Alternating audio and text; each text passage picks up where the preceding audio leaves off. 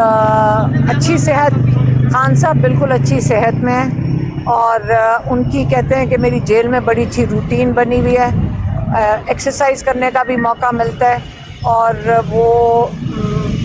جیسے پہلے بھی ہم نے بتایا قرآن کا مطالعہ بھی کر رہے ہیں، کتابیں بھی پڑھ رہے ہیں، ابھی ہم کوئی 4-5 کتابیں اور لے کر آئے ہیں، تو صحت کے لحاظ سے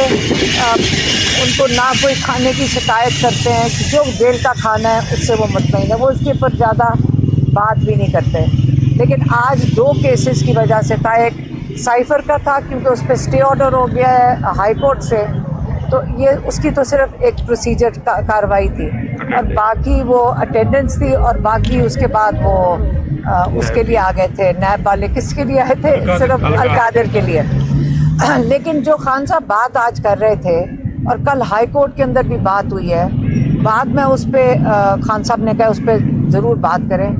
کہ یہ وہ دفعات ان کے اوپر لگائی جا رہی ہیں جو جج، کل ہائی کورٹ کے جج نے بھی کہا کہ یہ ایسی دفعات ہے سائفر کی کہ اس میں سزائے موت بھی ہو سکتی ہے۔ اب عمر قید یا سزائے موت، اب یہ سوچ لیں کہ کس چیز کے لیے خان صاحب پہ ایسا چارج لگایا جا رہا ہے، کیا انہوں نے ایسا جرم کیا ہے جس کے اوپر ایک خدشہ ہے کہ سزائے موت یا لائف سینٹنس ہو سکتی ہے۔ تو اس کے اوپر جو ڈونلڈ لیو جن کا پیغام انہوں نے پاکستان بھیجا، اور اس پیغام کو خان صاحب نے بہتر سمجھا کہ وہ اپنے قوم کو بتائیں، اس کے اوپر رانا ثناء اللہ نے، غور سے سن لیں، رانا ثناء اللہ نے کیس کیا عمران خان کے اوپر کہ اس نے ایک پاکستان کی بہت بڑی جو ایک سیکرٹ تھی وہ قوم کو بتا دی، قوم کو بتا دی، اور کس کی سیکرٹ تھی؟ کہ جو ڈونلڈ لیو نے پیغام بھیجا تھا۔ اب ڈونلڈ لیو کے خلاف اگر آپ یہ کیس کے اوپر یہ آگے چلتے ہیں اور یہاں پہ پاکستان میں انصاف نہیں ملتا،